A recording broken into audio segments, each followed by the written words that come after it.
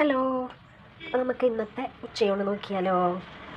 അപ്പോൾ നമ്മൾ ചോറ്, നമ്മുടെ നല്ല ചോറിട്ടു. പിന്നെ അതിലേക്ക് നമ്മളിന്ന് പരിപ്പും വെള്ളരിക്കയും കറിയാണ്. അത് തേങ്ങ അരച്ചിട്ടില്ല, തേങ്ങ അരയ്ക്കാത്ത കറിയാണ്.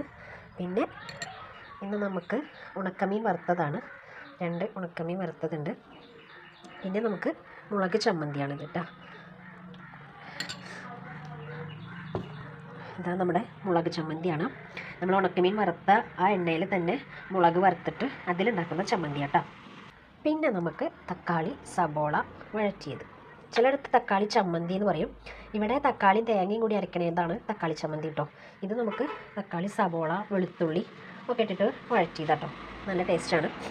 അപ്പോൾ ഈ മുളക് ചമ്മന്തി ഒരു പ്രത്യേക ടേസ്റ്റ് കേട്ടോ, നമ്മൾ ഉണക്കമീൻ വറുത്ത എണ്ണയിൽ ഉണ്ടാക്കണ കാരണം. അപ്പോൾ ഇതാണ് നമുക്ക് ഇന്നത്തെ സ്പെഷ്യൽ കേട്ടോ. ഉച്ചയൂണ് ഇടുന്നത് ഇഷ്ടമാവുന്നുണ്ടെങ്കിൽ